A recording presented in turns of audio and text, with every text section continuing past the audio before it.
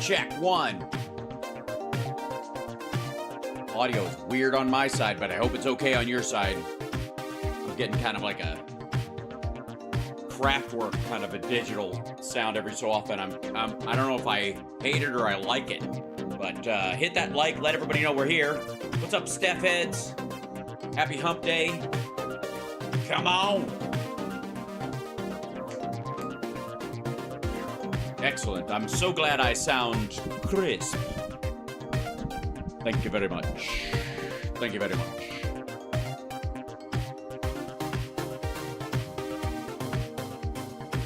Be on in just a moment. All right.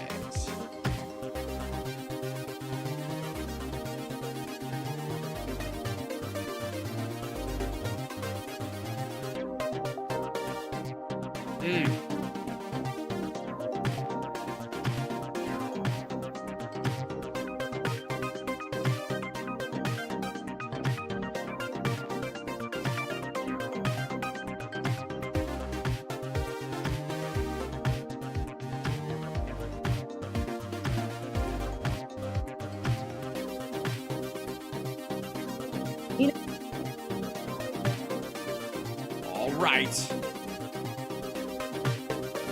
Getting close.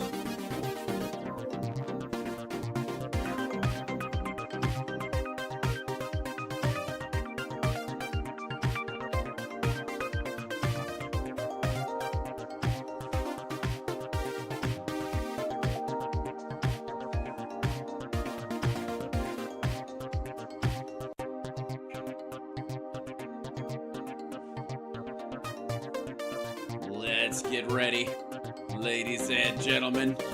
So close. Oh, I've got to open one more browser thing, and I think we'll be okay.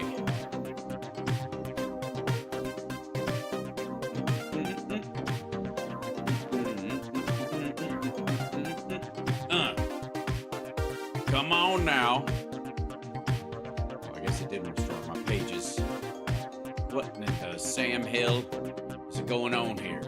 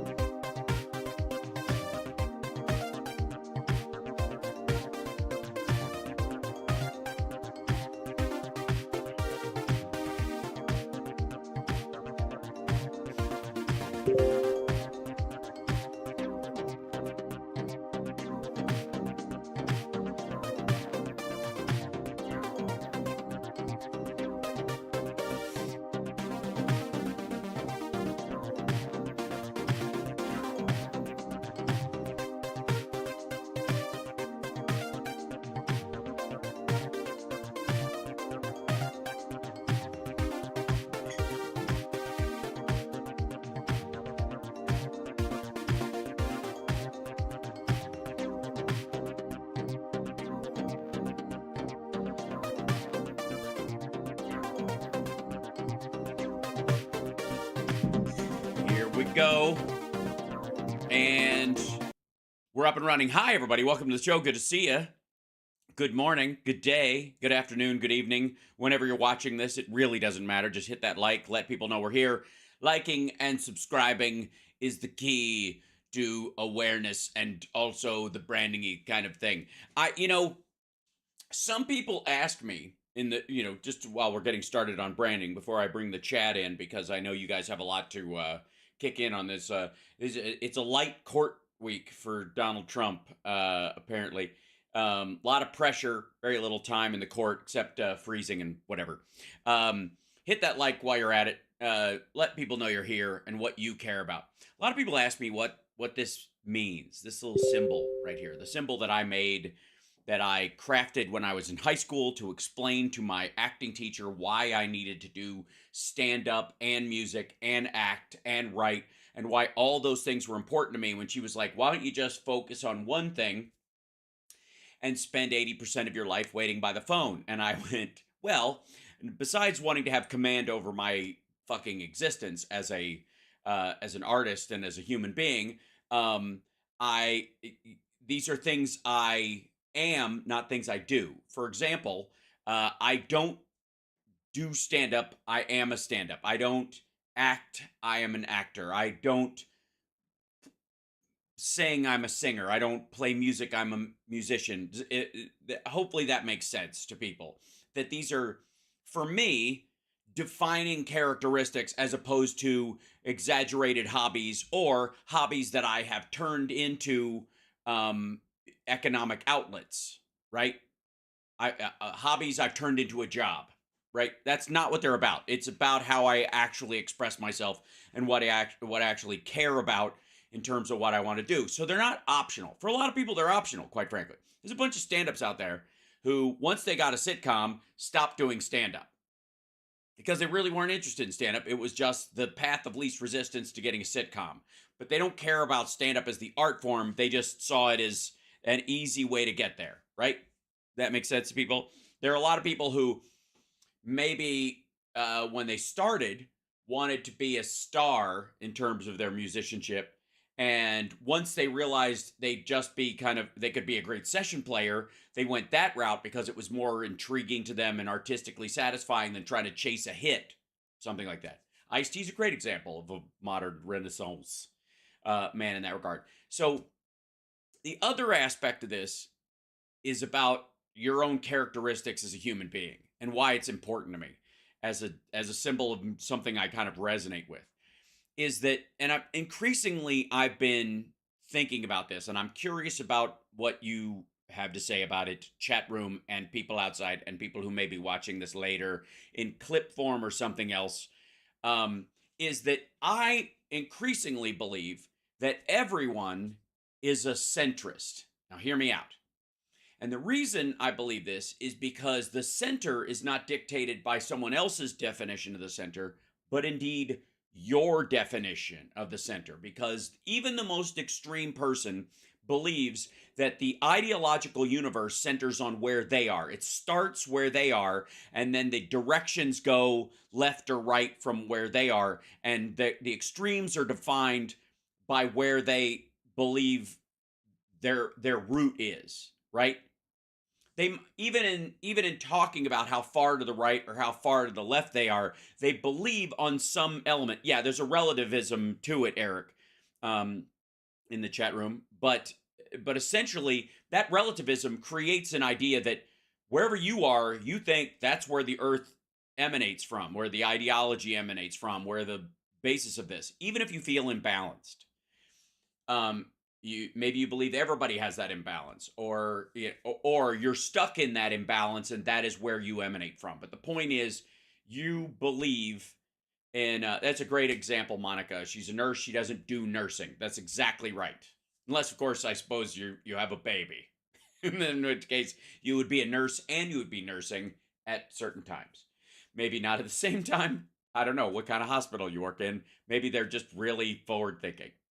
So, point being is that everybody is defined not by what they do and what they say, but also the contrast to that they are fighting against. Your baser instincts and your greater nature are always at odds. Even if the greater nature wins, the struggle of your better nature against your baser nature, is indeed you. That's who you are. You're not just the good stuff you do. You're if you're not just your works, you're also the struggle against your own laziness, right? You're a human being. That's exactly right. And that's what to me this represents, is the complete human, if that makes sense. That you are all of the things about you, right? You are not just the stuff you show to the world and the stuff that you express. It's also what you fight against internally. It's also what drags you down. It's also that stuff. And that creates your personality and your value as a human being. Right. The yin and the yang of it. But like in the yin and yang, there's like a secular aspect of it that they kind of mesh together. But in human personalities, it really, your struggle against your own, weaker, lazier, or less affected, poor diet, eating shit, drinking, whatever the struggle is also indicative of who you are as a person, and it gives you worth.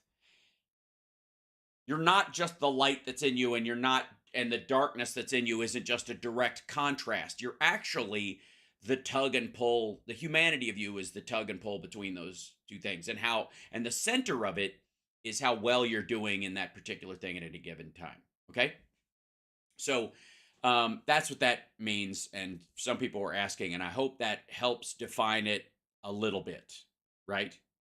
That and it kind of goes to my personal belief that only smart people can be stupid. Now let me explain. If someone isn't smart and they do something stupid, they're actually just being dumb, right?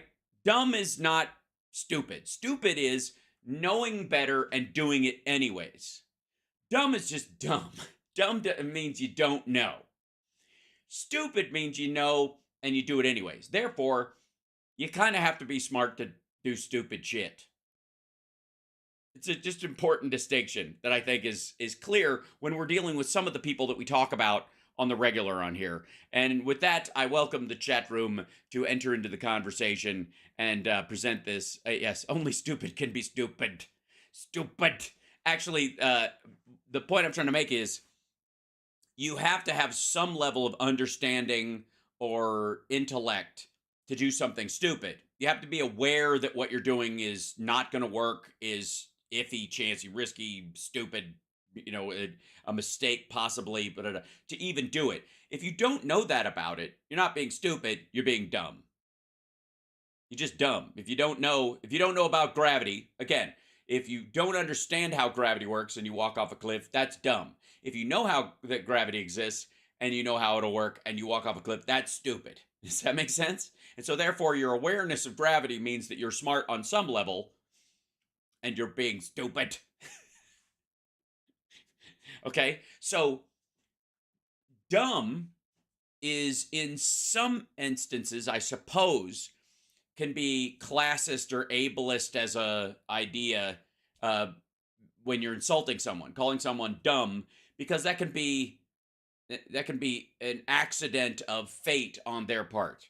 But calling someone stupid is actually kind of a compliment to some people, because you're at least giving them credit for having the ability to know.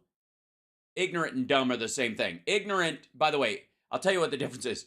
Ignorant means I know I don't know, and I'm not going to go outside this circle of safety because I am ignorant of what might be outside the circle. Dumb is I don't know what I don't know, and I don't care that there's a circle and dubbity dubbity duh. Does that make sense? Ignorant is there's a level of awareness of your lack of information in ignorant, perhaps. And these are all semantical, but I think have an important thing. Yeah, MJT. You mean MTJ? Marjorie MTG. There you go. Marjorie Taylor Greene is yeah, that's a struggle, I gotta say. Really deciding whether she's dumb or stupid. I have to say, the fact that she has $1 million business and the fact that she was elected to Congress automatically means that to some degree she's stupid by, and saying what she says and stuff. But she says it in such a way that I think a lot of us are like, she's dumb, right? And obviously you can be stupid about some things and dumb about something, right? Obviously you can have awareness of certain stuff and you fuck around and find out, and that's stupid. And then you can not have awareness and have just gaps in your intellect that you, in the case of Marjorie Taylor Greene, you kind of put a wall around, I guess, protect your own idiocy. Maybe that's one of the very defining characteristics of Marjorie Taylor Greene and her ilk and the maggot ilk, is this idea that not only do I know I have dumb areas, I have areas in my intellect and my life that are completely just a giant vacuous black hole of idiocy. I refuse. Not only that, does that gap in my intellect exist, and I'm aware that it exists, but I protect it by throwing up a wall around it.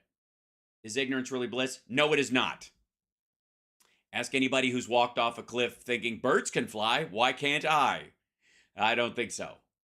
I think and again, nobody dies falling off a tall building. It's the landing that gets you.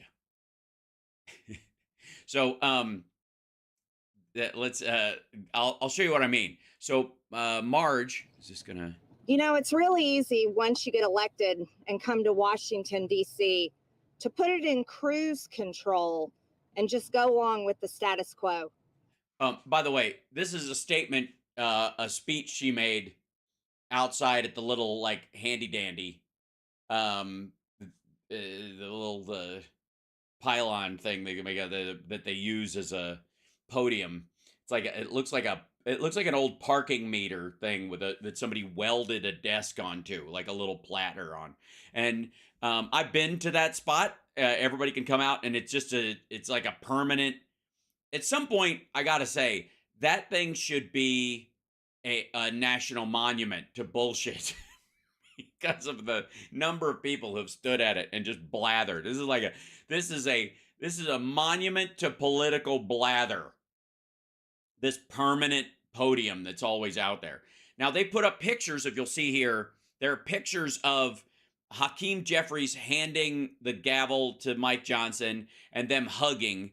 And that is a sign, according to Marjorie Taylor Greene, that that they're in league together, and it's a big fucking whatever. It's hilarious and pathetic, and but it is, this is what she's selling. Is like, look at how well they're getting along together. She's got Thomas Massey standing next to her from Kentucky, who has vacillated, by the way, supported DeSantis, is now kissing Trump's ass, is trying to get reelected in Kentucky, and so he's of all the like fair weather maggots, Massey is like the poster boy. So the irony, and by the way, standing right next to MTG, who stood by McCarthy, then voted for Johnson, doesn't like him now because he was going to be more conservative than McCarthy was, and yet didn't, and whatever. I don't know. Just like, she has no idea what she believes in this instance. I just am I'm really enjoying them attacking each other. So. But that's not why I ran for Congress, and that's not why I came to Washington, D.C. As a matter of fact, I was one of the Americans in 26. I came to Congress in Washington, D.C. so that I could promote, I could soft pedal some QAnon shit straight up, and just talk, about how there's a right under our feet right here, there is an adrenochrome factory where they got babies hanging upside down. They all look like the infants in the Matrix scene where they're describing what it is. I've been down there a couple of times. I've even in there, McCarthy asked me to take a pull on a straw, and I didn't even realize I'd done it. I was kind of like the older brother in Lost Boys. I didn't realize that was David's blood I was drinking. I thought it was just wine, and then the rice was maggots, and the noodles were worms, and all this stuff. I was just like, oh shit, I guess this is what the cafeteria serves. And then all of a sudden, I'm next thing you know, I'm at an Eyes Wide Shut party in a donkey mask, and everybody's going, how did you manage to be unfuckable even with a hood over your head? Team that looked at a presidential stage of 17 Republican candidates, and the only one that stood out to me was Donald John Trump. Yes, yeah, we recognize that as one of the areas where you're really fucking weird and stupid. The very man that stood out and represented Republican voters and Americans all over the country. He so did. He really did. Especially in that whole like getting Mexico to pay for the wall. Nobody thought he could do it. And that we're sick and tired of a Republican establishment failing us over and over again. Little did they know that he would be emblematic of failure in his own right on almost every front. That's why I supported him in 2016. That's why I supported him in 2020. And right, a lot of good that did him. I blame you. That's why I support him now. But what happened when President Trump became president? And Um, he said a bunch of bigoted shit, golfed a lot, and then when real stuff happened, he shit the bed. I mean, I'm it's the cliff notes, but pretty much that's what happened, right? the Republican majority in the House and the Republican majority in the Senate is the Republican establishment under Paul Ryan failed President Trump. Ugh, failed him. Yeah, they so failed him by giving him a tax cut that he could pass, that he could brag was his, even though they're the ones who fucking wrote it. Mm-hmm. And failed the agenda that we wanted to get done. Oh, they failed the agenda. Now, they didn't have the votes for the agenda, even amongst their own caucus, much less with the other Democrats they had to bring across the line. But they passed a $1.3 trillion omnibus. Oh, God. They funded the government of the United States in a time where our adversaries are trying to undermine it constantly. They gave Donald Trump more money than he asked for so that he could do basically whatever the fuck he wanted. If they hadn't done that, he wouldn't have been able to redirect money for vets into his fucking wall. Did not fund the wall after. Excuse me. As far as I know, Paul Ryan is not Mexican, so therefore he gets a pass. They are not. Yeah, I think your complaints are with Mexico, and maybe you're complaining in it right now. I don't speak Spanish. Maybe that's. I thought this was just gibberish. Perhaps it's Spanish. We had stood at Trump rally after Trump rally and said, "Build the wall." Right, and he did, and with it, an access road that made illegal immigration way easier. It's the access road, stupid. They failed us. Ah, two of you pig dogs. They failed us. They being the Mexicans that were supposed to pay for it, or They funded the uniparty agenda. They funded the status quo. That yes, a functioning government. That would be the status quo. Washington, D.C. just wants to keep going and keep going. Yes, I would rather, just for the record, I would rather my government not collapse. It's a weird thing to even bring up in front of this dipshit and her friend, but and in chat room, maybe there's some people that disagree with me. Would you like to be in the United States when the government completely collapses and the maggots decide this is the day for the great day of the rope and can rise up unopposed in their own version of the purge? I'm just, for the record, I would like to go, I'd like to put my thumb on the side of the scale that is against it. Just saying. And you know what happened? That's why Republicans lost the midterms in 2018. And Nancy. Yeah, that's why, not their shitty policies that people went, oh, fuck, I shouldn't have sat at home when Trump was running against Hillary, and now this motherfucker is stacking the court with people that are going to get rid of a woman's right to choose. Gee, I wish I had a do-over. You don't. Pelosi became speaker. Yes, by the way, again. Republicans didn't fight. They allowed the Russia hoax. And then what happened when Democrats took over the House? It was impeachment #1. And the entire war against President Trump continued. And that war on President Trump is the war on the same voters today that are ready to go and vote for that man in November and put him in the White House in January. And that's exactly what is happening. He's winning poll after poll after poll. Yeah, no. Because he's the only one fighting, while Republicans in the House and Republicans fighting, he was golfing in Washington continue to cave and be part of the uniparty. Mitch McConnell has a 6. Yeah, it's weird how I guess some Republicans, and I know this is odd. I don't even know how you even register this in your head, but apparently some Republicans want there to still be a government when Trump takes over.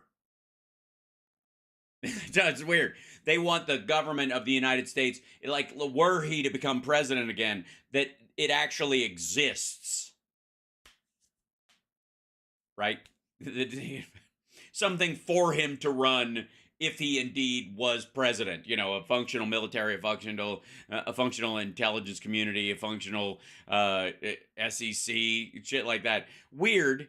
I mean, obviously, so he can manipulate it and use it for his own personal benefits, but but still, you'd need it to at least have the veneer of function, right? percent approval rating for a reason.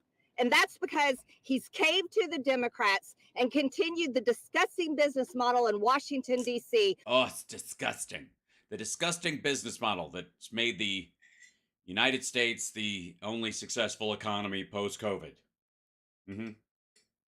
Yeah. Is that what he's doing? Yeah. That thrives on forever wars. She means that we need to, I guess, wipe out all the Gazans for once, once and for all, kill everybody in the West Bank so that all the Jews can go back to Israel. There's enough room for them there so that when Jesus comes back, he can kill them all if they won't convert. Sort of a Jesus Armageddonish Inquisition. And thrives on building a bigger government and taking away the freedoms bit by bit by bit of Americans. What freedoms would those be? The freedom to have an automatic weapon in a grocery store? Seriously. What again? Where's the lack of freedoms? What is the freedom? You want the freedom to yell fire in a crowded movie house? You never did. You want I mean, obviously she's a free speech absolutist who believes that child porn should be free and readily available to everyone without limits because free speech absolutist. Yeah. I would like to say for the record, I do not. I believe in the curtailed level of free speech, that certain things don't qualify as speech. And I would say that child porn and calls for violence and yelling fire in a crowded movie theater, those kind of things do not qualify. I would like to just so people know where I stand. It helps, I think, because some people are like, yeah, but no, yeah, buts at all. It's pretty clear to me. Republican voters in America, Americans altogether, gave All together, everybody. Republicans the House. They gave No, they didn't. You squeezed out the House. You should have had a red wave, and you didn't. You're down to one fucking vote. Stop acting like you have a mandate. Like, they gave us the House to do with what we want. You didn't have enough people to guarantee your own speaker at one point, you dumb motherfucker. It took weeks for you guys to get McCarthy in place because you didn't even have enough votes in the House to overwhelm your own bullshit fringe. the House in 20. By the way, this is the morning show, and I normally don't do a full video like this, but she just did this, so I was like, we need to address some of this shit. And Philip Bittner will be joining us in hour 2 from Kiev. Lots of news coming out of there. We'll get to that in a bit. I have a whole list of all the stuff that's actually arriving in Ukraine right now, and we'll talk about that in a bit. So keep locked in, and also hit the like, and also Venmo and this. Thank you guys for the stars. Look at that, Vicky. Thank you on Facebook for giving me some stars. If you're on Facebook, give us an angry emoji right now. Any those animated emojis you can do? Give me a mad one of those right now. Just that it helps a lot. 2022. You want to know why? Because Why? They were fed up with the Democrat agenda that is just. That's right. They were so fed up. They barely squeaked out a majority because of redistricting. They were fed up. Destroying this country. Wide open borders. No, they weren't wide open. They were wide open, there wouldn't even be Customs and Border Patrol to stand down there and go, hey, look at all these people. An economy that's crashing. No. Freedoms being stolen. COVID shutdowns. All the horror. Yeah, the COVID shutdowns started under Trump and opened under Biden. You You do realize time moves forward, right, dum dum? That happened when Joe Biden took the White House and Democrats took full control. That's why we Mm. won the House in 2022. No, you won the House barely because of redistricting and people like George Santos winning over voters by going, oh, okay, there's a, he's Republican, but he's gay and he's Hispanic. So therefore, maybe it checks all the boxes for a broader swath of voters. And like, okay, well, this is a good balancing act. And then, of course, he turned out to be none of those things. Oh, thank you, Bald. But what have we done with it? um, shit the bed. Yourself. Shit all over yourself. Just shit. What are we giving Republican Whoa. That was weird. voters to vote for? Hold on. My headphones are being weird. President Trump is the reason why people are going to turn. Yeah, they're still being weird. That's odd. Hold on. I might need to swap some out. I don't even know what the hell. Oh, now they're connected again. Okay, they lost it. Out in November. And I'm here fighting every. Nope, maybe not. Weird. I'm being attacked, clearly. Hold on. I'm going to swap these guys out. They're just being odd. It's always something, isn't it? It's just always something.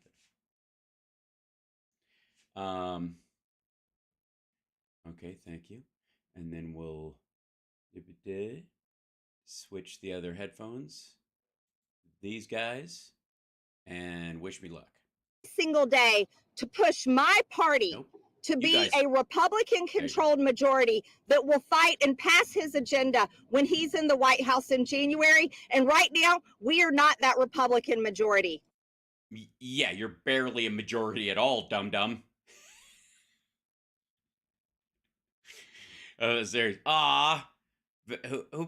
said that? Moscow March, DKK. What are those? 17 DKK. Are you in Denmark? What's Deutschmarks?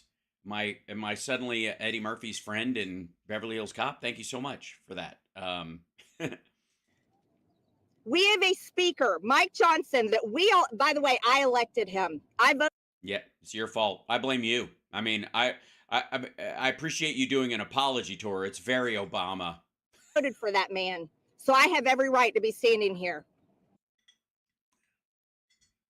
No, I think wouldn't it be better if somebody who didn't vote for him came out and said "told you so"? I think the opposite is true, right? It wasn't a choice of America. It was a choice within our Republican conference. Right, a choice you made. So why are you acting like it's our fault? And I voted for Mike Johnson because his voting record before he became speaker was conservative. Right, because it didn't matter. See, that's the thing.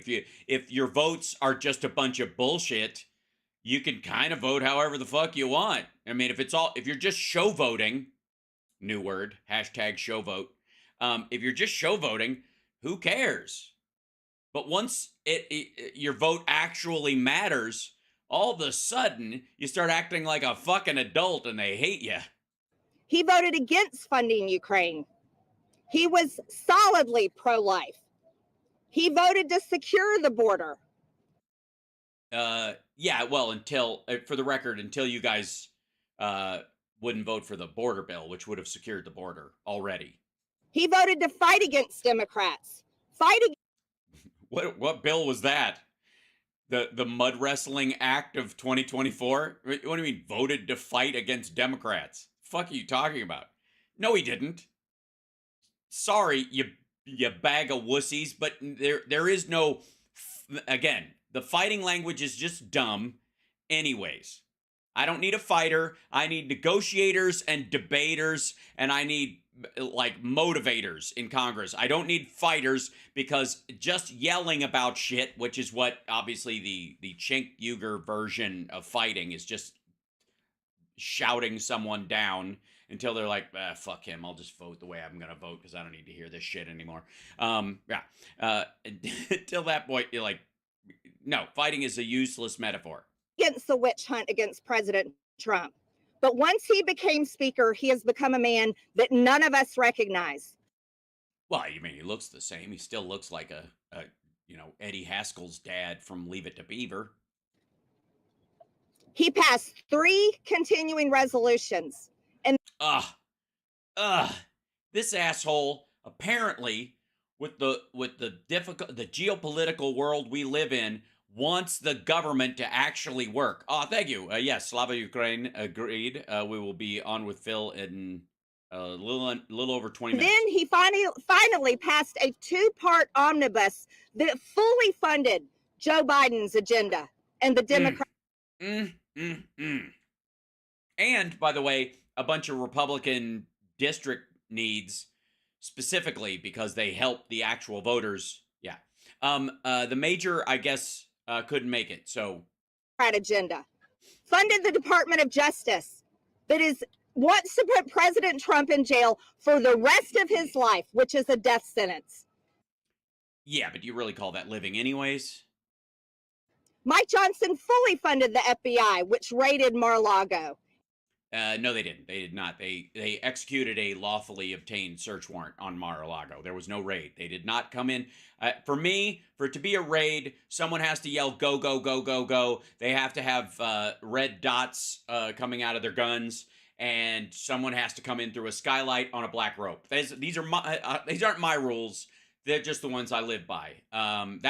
I think we can all agree, chat room, that if it's going to be a raid, someone has to come in through a skylight on a black rope in full tactical gear. Otherwise, do you even raid, bro? Right? Also, where is the footage of them chucking tear gas into Mar-a-Lago? I look, I don't want to see it, but I kind of want to see it. Just pooh, pop smoke, poosh, go, go, go, go, go, go, go on the floor. Just like I'm trying to lay down, but these tits are new. She keeps bouncing up on the floor, boing, ma'am, on the boing, on the floor, boing, ma'am, on the floor, boing. If she comes up one more time, I'm gonna marry that girl. Sorry. You don't think I'm gonna take this asshole seriously, do you? Andy gave him a brand new building. Fucking Andy. Andy, what is wrong with you? You gave the FBI a brand new building. I thought we were bitching about Mike Johnson, but apparently Andy's doing this shit too. What a dick move. Fucking Andy. As a gift. Really? As a gift? Did they get a cake too? I hope there was candles. Pro-life Mike Johnson funded full-term abortion clinics. Yeah, but I will say he did draw the line at killing live babies after they were born for sport. They're gone are the days of skeet shooting, launchers being set up right between a woman's legs. You're like, do you want to keep this kid? Nah, pull. Like, that. I think that was good of him to draw the line. What an asshat. I am their sovereign. I love them. Pull. Pay. Always went to the left. Always to the left. Funded the trans agenda on children. Really? So we're taxing children to pay for the trans agenda? You'd think there'd be a bunch of money left over just from the number of Republicans that that hire, out of the TS section in the back of the LA Weekly. Yeah, I said it. 70% of Americans are completely against on both sides of the aisle. And he fully funded Joe Biden's open border policies. He fully funded the open border policies, which, by the way, real quick, how do you fund the border to not actually enforce the border? How do you fully fund the border so that it stays open? How do you, wouldn't you underfund it and then it comes open, wouldn't the lack of funding be how people get through the Yes? I'm just okay. Who's the guy behind her? That's Thomas Massey, everybody. There he is. Sorry, I'll scoot him down. He's a Kentucky congressman. I don't know, two-termer. He's on the way out too. The number one issue in America Is pee. I'm sorry. Sorry, that's wrong of me to say. PP2. That's the number one issue. PP2. Right. I'm okay. Sorry. Number one and number two. PP2. Sorry, that's my bad.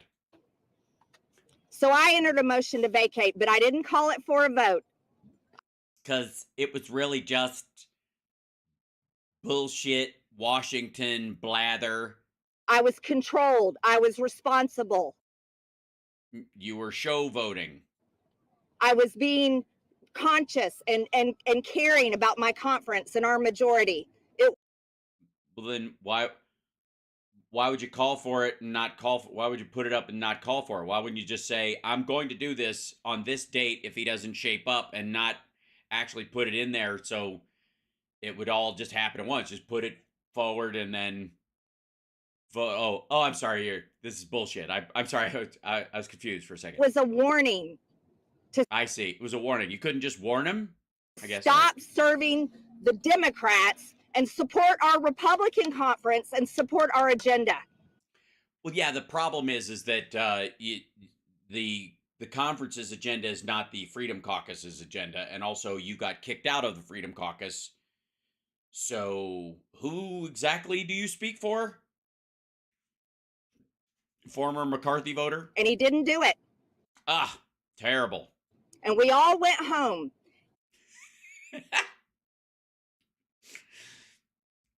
Okay. And Republican voters everywhere, Americans were raging. At you for being full of shit and wasting it. Because I got to say, most of the right-wing news I saw was about you putting up this motion to vacate and everybody going, oh, motherfucker, this shit again. At Mike Johnson.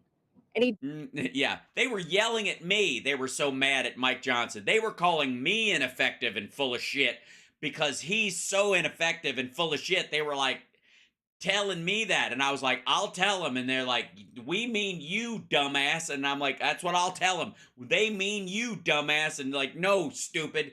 We mean you, Marge. And I go, yes, I'm Marge. And I will tell him that you mean him. Yeah, it's great. Doubled down. He didn't change course. He continued. And when we came back, he reauthorized FISA. Son of a bitch. It's almost like he doesn't want foreign money flowing into her coffers during the next election cycle. Huh. And he was the deciding vote himself. Well, I mean, technically, the last vote isn't the deciding vote. I mean, you could say that maybe he was already going to vote that way. Obviously, he was. So the deciding vote would have been someone who decided at the last minute, and that could have been vote number 15, number 35, number 70. Who knows? I'm just fucking with you. She's stupid. He was the last vote, which means everybody else is off the hook. Stop the warrant requirement of FISA. He voted it down. When only 6 months before that, before Speaker, he was for it. And then, because he became Speaker, he got higher clearance and was able to see some of the intel about fuckers like you. And he was like, oh shit, they really are selling out the country. We gotta do something about this. Weird. That was the second betrayal. And then Sorry, hashtag boo fuckity who. we all went home and America raged. If I was you, I would just stop going home. And I was still responsible. I was still patient. And I was still being careful with our Republican majority. Why? If he's doing all these terrible, terrible things, that's not being patient. That's you're betraying your voters. No wonder they were angry at you for trying to vacate him again. And then we came back. Thank you, Carolina. Then we came back. And that's when Mike Johnson fully joined the Ah, disgusting business model of Washington, D.C. to keep the government working all the time. fund forever wars. Yeah. Yeah, the forever wars by trying to fund Ukraine so they can stop this war, whatever. Like you do realize supporting Russia is supporting the forever war, I guess. And also, for the record, forever war is code for why the fuck do we give a shit about Israel? Just for the record, the Middle East specifically. Like, let them kill each other is the belief system in the maggot world around Marjorie Taylor Greene. All this bullshit about supporting Israel on their end is nonsense. That's what the Jewish space laser shit is about. This woman is anti-Semitic as anybody that's ever served in the fucking Congress, at least since, I guess, before 1942. Right? That's what this is. The Uniparty is. Oh, you mean that Chinese-made hat with what? What are you, mini fucking pearl? Take the tag off, dipshit. Make Ukraine great again. Oh, MUGA, I see. And it's a blue hat with gold writing. Yeah, okay, that's a lot of work for a one prop. Really? Nobody's gonna wear that. Although I would like one. Can I get one? Make Uniparty great again. That's what I'm like. Make because when you say Uniparty, I know what you mean, which is cooperation and democracy, which is an anathema to extremist sociopaths like yourself. When the rest of humanity is getting along, you're in fucking trouble. I'm all for mugga mugga, or magoo as we call it. Again. The Uniparty is all about funding every single. She leave the tag on it so she can return it. You cheap, cheap asshole. Foreign war. They think this is the business model that needs to be done. There you go. Set that up there. Let's do these guys. Yeah, thank you. Yeah, now it just looks like it looks like that volunteer that she's got making sure the sign doesn't blow away is wearing the hat. Mike Johnson, the Uniparty speaker. She had a little sign printed up. Tax dollars at work. Americans do not want to send their hard-earned tax dollars to fund the murder and killing in foreign countries. They're fed up with it. You're right. I think we're doing a pretty good job of not supporting Russia or Hamas, particularly in this situation, or say letting the CCP get a hold of American military technology. And by the way, when Ukrainians kill Russians that have invaded their country, that's not murder. I would like to say for the record, that ain't murder. It's not murder. Unless she wants to make the case, and I would love to hear her out, that if somebody broke into her house, God forbid, and they were armed to the teeth, and they were, a bunch of Russians and Chechens, and they kicked in her door and that kind of stuff, that Marjorie Taylor Greene would attempt to defend herself and then realize she was being a murderer and just let them have the house and do what they will in the house to whomever is there. I don't recommend it. But I would like to hear her make that case, that anybody who broke into her house, if she killed them for breaking into her house and trying to murder her, that she is a murderer. And so, for the record, Marjorie Taylor Greene is coming out against Florida's Stand Your Ground law.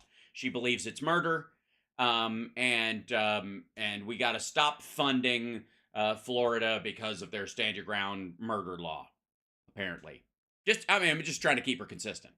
And they're screaming it as loud as they possibly can. Yeah, but that's because they're shouting down normal people who are just like, yeah, I think we should support Ukraine against Russia, who are awful. And also that some of the screams, Marge, that you're hearing are friends of Putin falling out of windows. I would just like to say that not all screams are created equal, and you'll notice, just listen for the ones that end abruptly. After a count of, 3 1,000. Just Just saying. Our economy should not be built on the blood of wars in foreign countries. All right, simmer down, hippie. Um, you're right. How about this? We should be spending our money on building an infrastructure that helps Americans, like schools and roads and high-speed rail and electric car charging stations and thorium reactors and stuff. Oh, no, no, no, no, you're against that? You voted against the infrastructure bill because you're fucking full of shit? Also, I'd like to say Marjorie Taylor Greene apparently believes that self-defense is murder. That's not what our economy should be built on. It's not. It's not. I would just like to say, vast majority of our economy is built on sales, manufacturing, and technology these days. A good portion of that technology, some of it started, or elements of it started in the military, but a lot of it started in NASA as well, like the cameras on your phone, for example. Those all came through NASA funding, which she is also against. Also, she votes against NASA's existence. Period. End of story. Which is a peaceful version of that kind of stuff, and also, she's clearly wants us still on the oil and gas tit that will keep us tied to the price of oil, which can be manipulated worldwide by the Saudis. That's not how you grow jobs in America. Well, tell us how you do, dummy, because the biggest job growth that's happened in your district was the addition of an electric car battery facility. I'm not kidding. It's nice. Normally, like I said, I don't cover videos on the morning show that often, but I think this covers a lot of the bullshit Republican talking points that are currently being tossed around. It's good to knock them all down in one fell swoop. She's sort of a Whitman sampler of bullshit. That is, like every single bite is like, ooh, that's a turd. Ooh, another turd. Oh yeah, that's a turd. This is all turds. Everyone except the nut cluster. The irony. Sorry. that is Sorry, just nut cluster is funny to say. I don't care. horrific. It is evil and needs to end. But that's what the Uniparty does.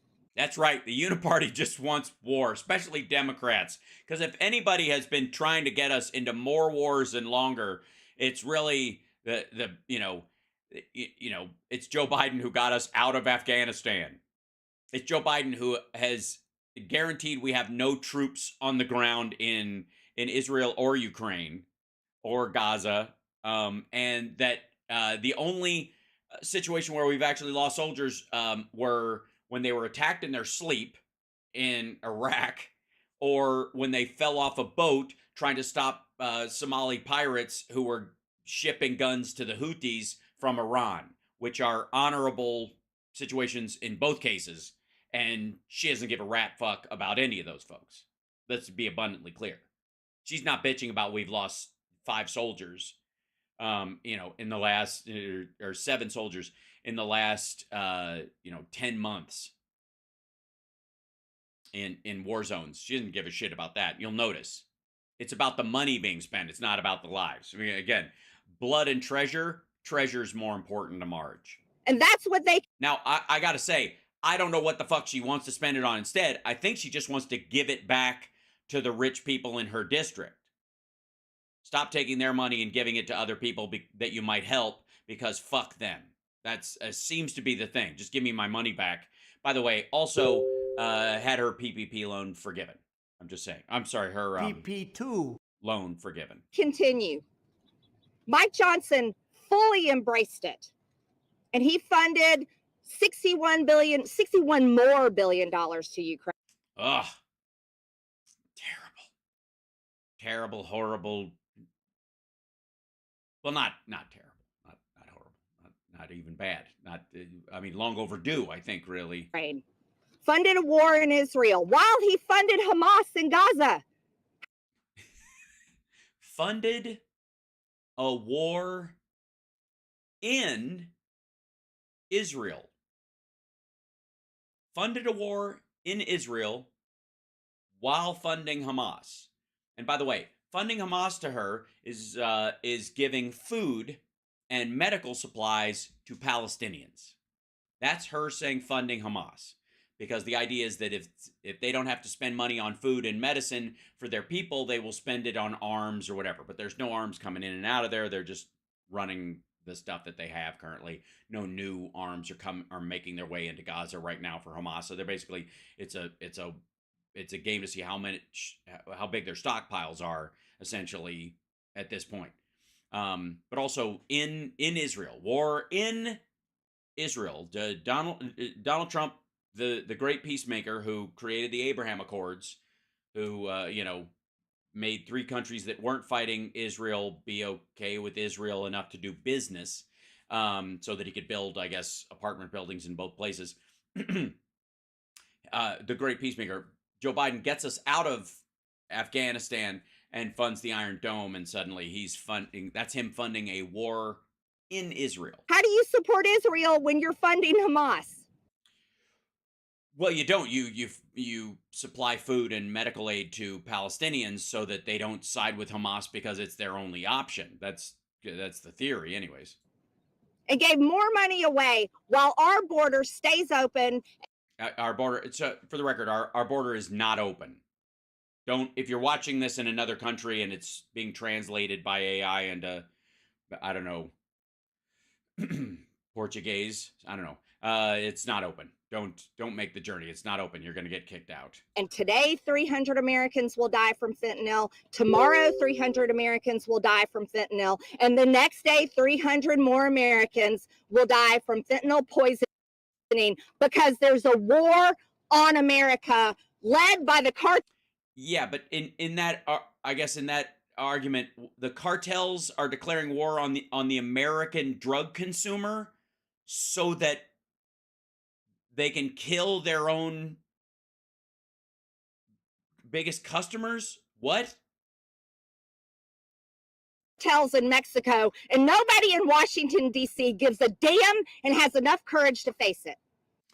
Actually, real quick, in the border bill that you voted against and that Johnson wouldn't bring up for a vote, there was a provision in there that would set up detection devices that would be able to detect fentanyl in trucks that went through and all that kind of stuff, which would obviously, yet again, lower the amount of fentanyl that makes it across the border. And you voted against that. So if anybody doesn't care about it, it's you. You can't lay that on anybody who presented that bill, would have voted for it. The president would have signed it.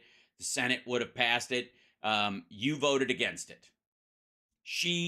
Let me be real clear. Marjorie Taylor Greene voted for more fentanyl in America. Just to clarify, based on, you might, in case you're lured into some weird belief that she actually gives a shit. Yeah. And Americans are sick of it. Sick and tired and fed up. They sound exhausted. Sick and tired and fed up. I think you meant overfed, but they're sick and they're tired. And these are people you run into. These are people, so you're encountering most, if not all, of the people that you encounter, that you talk to face to face, are sick, tired, and fed up. Huh. Well, as we like to say in Kentucky, where I'm originally from, hence the T-shirt that I found in a box that I've had forever. I just like to say, for the record, as we say in Kentucky, if something stinks, maybe it's your upper lip.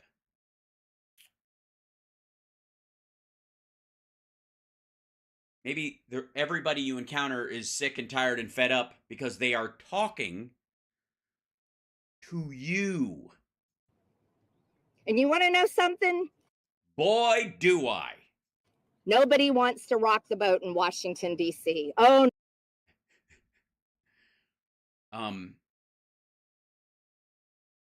yeah, I define rock the boat, but let's just go with the idea that rocking the boat, obviously we all learned from the song the dangers of that activity. Rock the boat, don't rock the boat, baby. Rock the boat, don't tip the boat over. Rock the boat, rock the boat, rock the boat. Right? Yeah, don't. Tipping the boat over is a terrible idea. I'm just saying. Choppy waters are already a problem. No, that would be uncomfortable, Marjorie. We Marge, we don't have to rock the boat to be uncomfortable around you. You kind of exude discomfort. don't want to face the issues, Marjorie. Let's just wait and get through the election, Marjorie. Let's Yeah, Marjorie. Just Marjorie. Listen, Marjorie. Just in case, maybe some people don't know your name, Marjorie. just assume President Trump is going to win and we'll fix it next Congress, Marjorie. Yeah, Marjorie. Let's just assume Trump's going to win, which he isn't, Marjorie. Well, I'm Listen, Margarine. sorry. How many more Americans have to die? How many more dead American bodies have to pile up before? Well, I mean, I guess you could handle that in your district. I think you're right. Vote for pass the border bill right fucking now. The House of Representatives, that's paid for by Americans' tax dollars, actually does something about it. You tell them. So, I love that she suddenly cares about addicts. I mean, she only cares about the ones, I guess, who are dying, who she can't, I guess, put up hacked naked pictures of them in Congress. I mean, you either have sympathy for addicts or you don't. And so it's hard for me to take it seriously from a woman who literally held up nude pictures of the president's son that were taken when he was an addict. I want to know when this town is going to give a damn about Americans.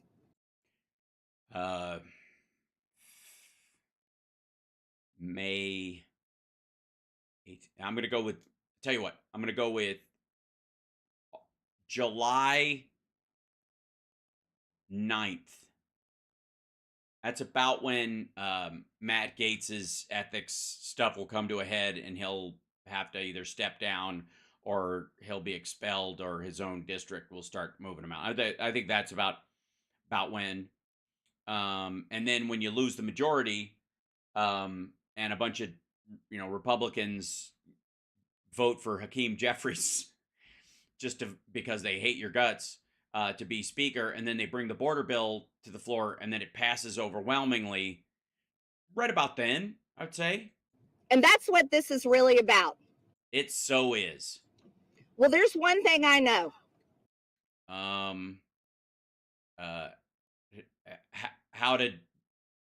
to do all the tricks in puppetry of the penis. No, that's not it. What's the one thing she knows?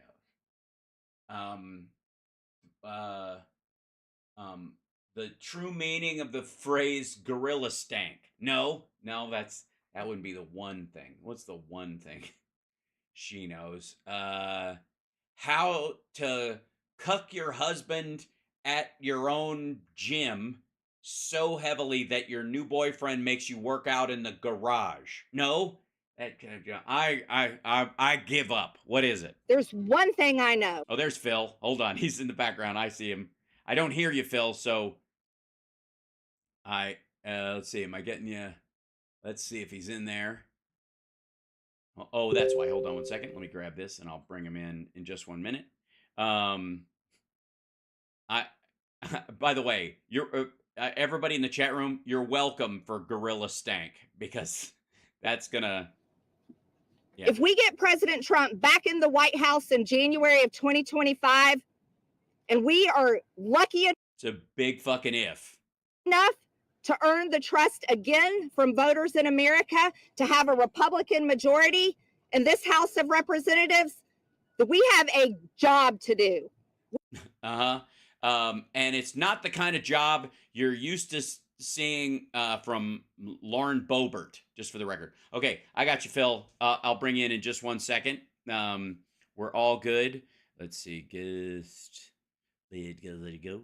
And we'll put this in here. And click this over and hit paste. And then okay. And then I believe we will be able to hear this properties. 1 second. Control the audio of yes, it's fantastic. and then we will transition over. And I believe we should be able to hear you now. Ah, In just 1 second, turn off studio mode so it's not acting up. And I'm hoping you can hear me. That's the important thing. I yeah, believe you I can hear you. but I do. Can you I'll hear get me? audio coming from you. Don't worry. I just don't see any coming through the speaker on my end. So that might be something I can't quite fix. We'll see. Working on it. Let's see if I can get audio settings set up in here, and I'll start. Always fun to mess around in there. Your USB condenser mic is the mic coming from there. I do see something coming now. Let's see. And then, but I don't see the speaker letting me know. That's very strange. Very curious indeed. Okay. Well, at the very least, give me 1 second, and I will go to studio mode. There we go. And don't worry, kids, we'll get him in there in just 1 second. Philip Bittner is waiting in the wings. He is indeed the wind beneath our wings. And hold on, let me see if I can put this in here. See if this works. There you go. Okay. And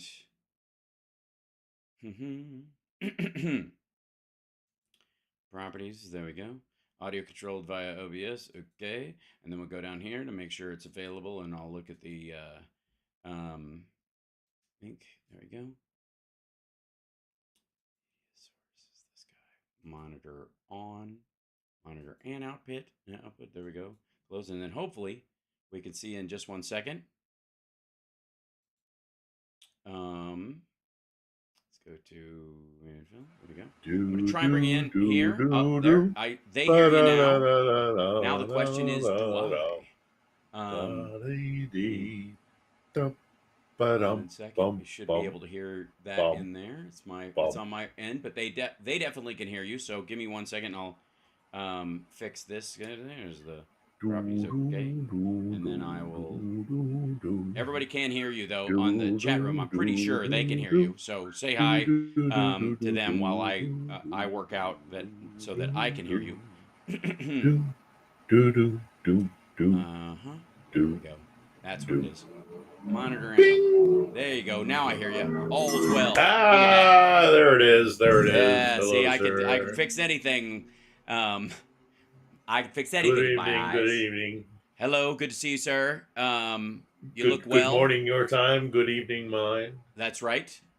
All across the world. Now there might be a bit of a echo. Lovely time zone differences. Yep. There we go. Is there an echo? Nope. I got it. You're covered. Don't worry. Hello. Yeah, you're good. Can Hi. anybody hear me? Yes, they can, and it's just fine and welcome, and all's well and good. And I don't know if you caught some of Marjorie Taylor Greene's freak out. I got to say, I was really enjoying her panic over Ukraine funding over the last little bit. That's been my little. I've written down a list of things I wanted to talk to you about, and not, of course, lovely, good old Moscow Marjorie there, coming in at the 11th hour. 11th hour kind of screws with me, and even worse, I left my list in the other room. There's lots to talk about. There's an awful lot to talk about. I've been watching over the last little bit a lot of footage of what are effectively Ukrainian forces that had backed away from a certain area that had been full of Russians for a little bit, suddenly getting enough ammunition to push back on these fellas. And what we're seeing is a lot of the same videos I saw last summer where the Russians were throwing everybody into the meat grinder, and we were actually seeing, some success on the battlefield. That same level of pushback is now starting again. Yes. Yeah. Yeah, and it will get more intense. Yes. I'm keeping an eye on Georgia. Okay. Because it's connected. Right. I obviously am stunned that Tucker Carlson interviewed Dugan, Yeah, um, Alexander Dugin. So which, the guy which who's is the insane. yeah he's the patron saint of Putin's sociopathy, Yes. or psychopathy, depending on how you, the same guy whose daughter was killed when they were trying to kill him. Yeah. In Well, theory, he is an example of this kind of renewed Russian world or Ruski Mir movement yeah. that's been happening under Putin, which is this Christian Mm-hmm. Orthodox white nationalist Russian supremacy fascism. I mean, Mm-hmm. really, I mean, Dugin was a fascist as a young man in immediately the collapse of the Soviet Union. There was this the chaos of the Right. fall of the Soviet Union. He wanted to be like a rock star, and he did these kind of hard rock punk Nazi like musical, like he was trying to be a musician. Then he transitioned into this, mystic in kind of a faux Rasputin kind of model, and he Mm-hmm. found more traction with that. And he is deeply tied to a Russian tradition of mysticism, which is, I mean, he believes in the hollow earth. He believes in a Right. proto-Slavic race that exists inside the hollow earth that is it just replace Aryan with Slavic. Right. And Yes. he's a Nazi. He's a fascist. Mm-hmm. Um, and for Carlson to sit down with him, and again, what is so awful about Tucker and his adventures in Russia is he's in over his head. He has Right. no idea what he is Right. talking about, and Classic useful idiot. absolutely, and he let Dugan just talk absolute bullshit. I mean, Mm-hmm. Dugan was just you know regurgitating his crap, and Mm-hmm. it took me months to get my hands on a copy, an English translation of one of Dugan's seminal works. This seminal works, like he's an actual intellectual. One of his books, Yeah. um, called "The Fourth Political Way," which is this book about like neither fascism nor democracy nor communism worked in the 20th century. We must find a fourth political way. Bullshit. It's just fucking fascism wrapped up in a new kind of 21st century Russian mysticism bullshit. Mm-hmm. And it took me months to get my hands on it because it's bullshit. It's rubbish. Yeah. And of course they don't want to let English speakers read what Dugan puts out because it's just direct. It's the most stupid, inane bullshit that you could possibly hope to read. I mean, Right. I have been posting in the aftermath of Tucker coming out with this interview.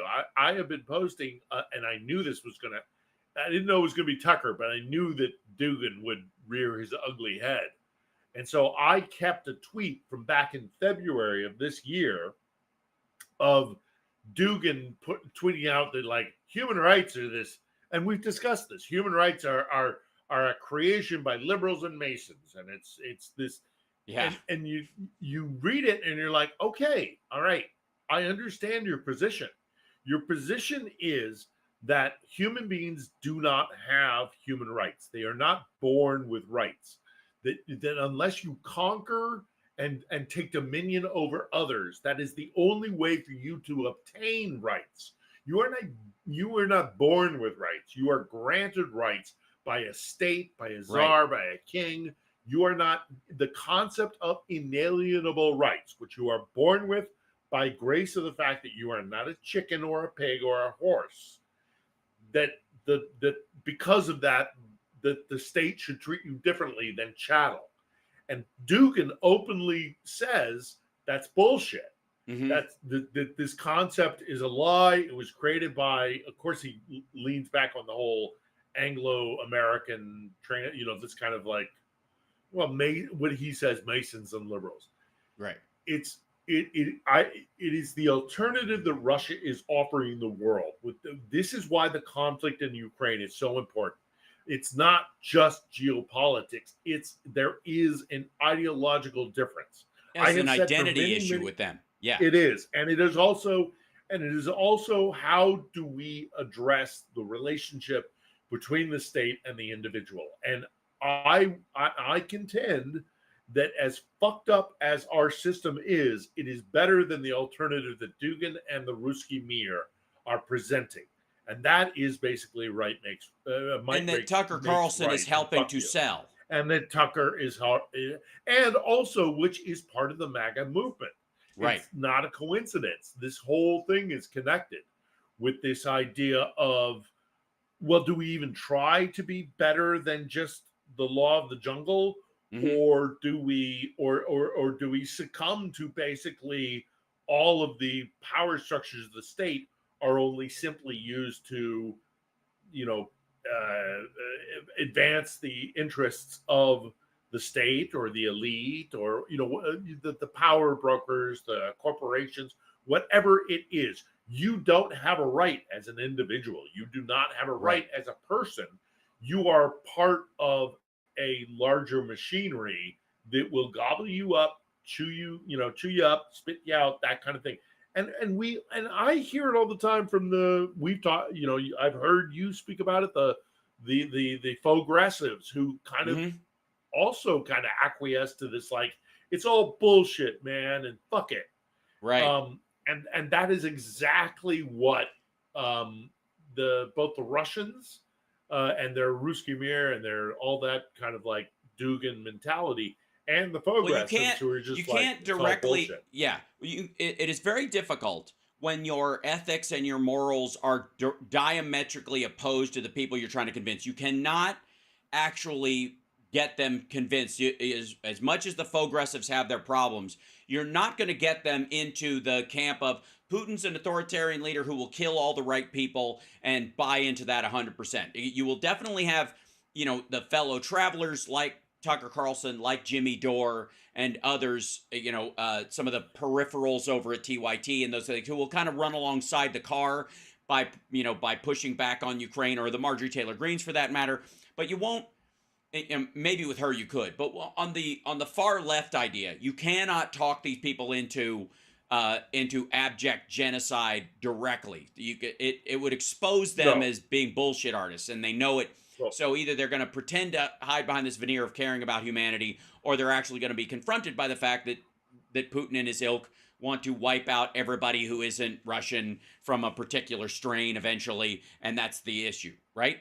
And yes, but also in addition to that, it plays into. But what you can do is make them. What I was getting to though is what you can do is get them to disengage. You can overwhelm them and exhaust them, or think, what's the point? This is what and you can just get them to drop out. You're not going to convince them to join your team, but you can get them off the field, and that's 100% what this shit is about. Participation in a democracy also means that you are responsible for said democracy. And what both the progressives and the extreme authoritarian right have in common is this mentality of you do not have, not only do you have authority over the democracy, but you also have a responsibility because of that authority. They love to, both TYT and this other horseshoe extreme is, it's not my fault. It's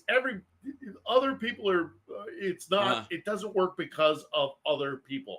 Right. It's not my lack of participation or my undermining of the concept of cooperation and democracy as such. It's because these people won't come to my side entirely, so the whole thing is fucked up.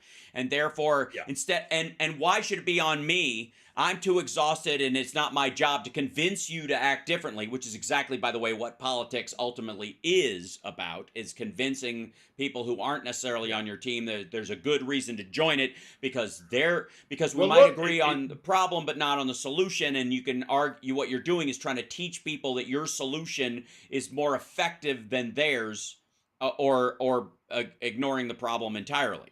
and that involves responsibility and participation on your part, which they are reluctant to do. And look, it's as awful as the interview between Tucker and Dugan, which, by the way, is 100% reprehensible, and I think Tucker is actively an agent of Moscow at this point. He's but selling this this ties shit. into this idea Yeah. of like responsibility, but also not only do you pursue your rights as an individual, but that also involves you as having responsibility as an individual in a society. We turn now and look at Georgia, which I think is another topic that I really wanted to talk to you about on tonight. Was we need to pay attention to what's happening in Georgia, because it is the same conflict. The Georgian people are taking to the streets, and I fear it's about to get really violent in Georgia, and it is the same conflict, because it is Moscow losing empire and desperately trying to hold on to it by some drastic means. Now, the conflict in Georgia and the street battles that you're about to see happen, I'm not saying this as a hypothetical. I would be stunned if it doesn't happen. There's about to be a massive increase in violence in Georgia on a street level, because what they tried to do, the Moscow sock puppet that is in the capital, Tbilisi, tried to implement what was called a foreign foreign representative agreement, or a law basically where if you are in connection with a foreign power, you need to declare it, which is a reasonable law, and we have a similar law in the United States. The problem with this particular law, and the Muscovites and the Vatniks and the guys who are anti-West, pro-Moscow will say, no, it's the same kind of law. Well, yes, it is. You're right. But in this particular case, what you're looking at is implementation of this law by Moscow and by the intelligence services and by the militarized intelligence. So, but not just intelligence, but also the Defense Department or the Defense Ministry in Moscow. They're the ones pushing this law for a particular reason. In this particular moment, it's because they want to weed out people who have potential connections to the West, so that they can incarcerate them and persecute them. And the Georgians know this, and that's why they're taking to the street. So if you hear in coming days, when we, I think, inevitably start to see running street battles in Georgia, that, this law is innocuous and these people are being paid by the CIA or whatever it is that you sales shit they do every time, right? The same shit the Muscovites do. What it is the Georgians realizing that there's a massive crackdown about to happen in their country, because the empire is eroding at the fringes, and Georgia is this really important chunk of empire for the Russians. They're trying to weed out Ivanishvili. Ivanishvili, Ivanishvili is the head of Georgia right now, and what they're trying to do is this, I don't know, the ruling about this is like, we're going to try to keep foreign influence out, but what they really mean is Western foreign influence and democracy aligned foreign influence, because and we want to weed them out and know who they are. Yes, and technically speaking, if I may, Russia, because it is a foreign country to Georgia, they would, what they put in would be considered foreign influence, but somehow it doesn't count according to this motherfucker. And that Russia can have and the all Georgians the input. know this. Yes, the Russians can have all the input they want, and they're not considered a foreign influence. But if the West says, you guys should just be able to make up your own decisions and actually have a vote based on the reality, and not, some strong man insisting that you do some sort of bullshit, oligarchical, like, rubber stamp election, that, that's beyond the pale in terms of foreign interference. So it's a tool of Moscow, and the Georgians know it, and they're going to reject. It's going to be. I've heard people saying they expect it to be kind of a Georgian Maidan moment. I don't think that's entirely Right. accurate, actually. I think it is a uniquely Georgian situation, but the Georgian people are going to reject Moscow in their own way. It's not Right. going to be a direct clone of Ukraine, although Ukrainians will stand with Georgia because their battle is the same. So keep Right. an eye on Georgia. Things are about to get really hairy there, and it's all because Moscow is disintegrating in its centralized government. So, what else did I wanted? I There's wanted to also talk to you been about. there's been a bunch of arrests Yeah, of espionage internally in arrests. Russia. Yeah, well, no, Yes. in Oh, do you Europe. mean in Europe? Yeah, Yeah. the Czech couple. Yes. That was a thing. Right. Yeah. And then this guy Jack Reeves, who's a British dude who was basically informing on on internal UK classified Yeah. information via the Wagner Group. He was being paid through the Wagner Group, who again initially there was this arm's length attitude that Putin and Russia had about the Wagner Group. Now they have totally claimed it as an arm. That it's gone from being the Blackwater to literally the Marines is the in their way of addressing what Wagner actually is. And in that same amount of time, they have been paying this dude and been an execution funnel for getting rid of oligarchs in foreign countries, and at the same time getting tactical information from Russia's perceived enemies in the West. Yeah. Yeah. I mean, and if you think that it is only limited to Europe, that there has been infiltration by Russians or Muscovites into the body politic of Western Europe, you're delusional. Right. They are deeply in American politics. We are under attack, and we have been for quite some time. And I saw General Ben Hodges put out a thing today where he said, it doesn't matter what we think. The Russians think they're at war with us, and they're acting accordingly. We better wake up. And this is what I've said too.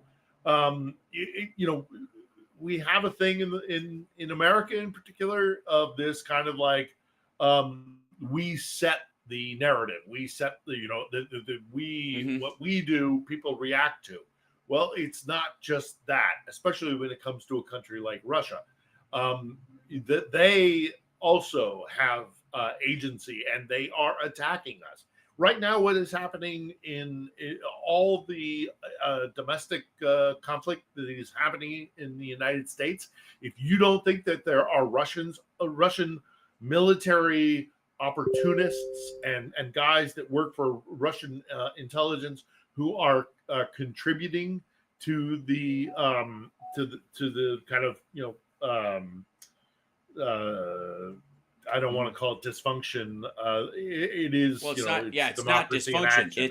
It's democracy in action. It's ugly and it's messy and it's Marjorie Taylor Greene and her ilk are directly quoting stuff that you and I have heard Julia Davis post from Channel 1 and 60 Minutes on Russian television. 1 to 1. It's not Skabayeva. Yeah, right. It's mimicking. It's parodying. Yeah, that's right. Yeah, they're in our body politic. They are. Do not think they are not. Right. We are. This conflict. I contend. People will argue with me, but I contend that we did not bring this on our own. That this is Moscow decided to do this. This was Putin's decision. This was Russian Empire trying to regain empire after a body blow in the collapse of the Soviet Union. Right. This is on them. They are doing this, and they are attacking our body politic for their own purposes. We did not provoke them. They are attacking us, and we need to defend ourselves. So, my problem is this sort of this forced naivete that is expected from certain groups, like this idea that we all have to pretend, and this talks about like the freedom of speech argument that about social media networks of stuff posted in foreign countries, posted on these social media networks in foreign countries from foreign adversaries on purpose. These Macedonian hacker farms and these bullshit propaganda, Yep. fake accounts. This Uh-huh. Joe from Ohio, 771256791776. Hello, do you Blah, blah, enjoy the oblast with the yes, right. maritime port on Yes. Gulf of Mexico? Is good to be Texas, yes? Yes, yeah, exactly. And all those guys, we're supposed to suddenly just forget everything we've ever seen in every spy movie, forget everything we've ever watched in a Law and Order episode or a true crime documentary. We're all supposed to go back to zero and be completely like numb and stupid about this shit when all of it, it's not even like, you don't even have to get into the realm of like conspiratorial stuff at all. It's a lot of it really ham-handed. Like I said, the talking and points. they openly say it. They'll admit Marjorie it Taylor if Greene you get them and in the Jimmy right Dore environment. are quoting the same document. They are Yes, quoting they are. the same document, whether they got an email, directly, or whether they're, a friend of them passed them the thing to say, and that person got an email directly, and they've just, whatever the channel that got it to them, it doesn't fucking matter, because they are operating on these marching orders, and it's really oddly consistent. You'll notice, by the way, and this is another topic that I absolutely wanted to bring up with you, they will not be playing the video out of Odessa from the last 36 hours. Have you seen the video in Odessa? No, I have not. The Russians used cluster munitions in Odessa, less than 24, 36 hours. There is video evidence. It is along the Corniche where everybody takes their kids, where the elderly go for a stroll in the afternoon or evenings. I have walked that Corniche myself many, many times. There is footage. I reposted it if you go on my Twitter, but it's not hard to see. It's not hard to find. You'll find it if you inquire. It's I can't show it on the air. No, probably not. Probably not. It is. Yes, I see it now. They are using cluster munitions in an urban setting. Right. There is in a non-military urban setting where there's not they're not doing house-to-house fighting. Their troops are not in the area. Right. Yeah. Right. I mean, that would be the only excuse to use cluster munitions in an urban setting. The citizens have moved out. It was already Stalingrad. Right. It's a hunkered down. Yeah, it's Mariupol late in the process. Right. They knew exactly what they were doing. They knew it's a war crime. Exactly, it's a war crime. Yeah, it's directly a war crime. It's the murder of civilians for the sake of it. Yes, it is. Yep. It is using. There's no way you use cluster munitions in an urban setting when it has not been evacuated. In the very specific example that you give there, Hal. In a populated urban center, especially along a promenade where people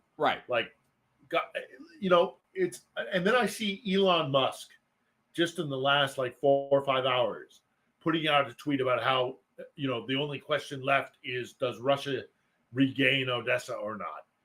Bitch, you have no idea what's going on here. Right. You have none whatsoever.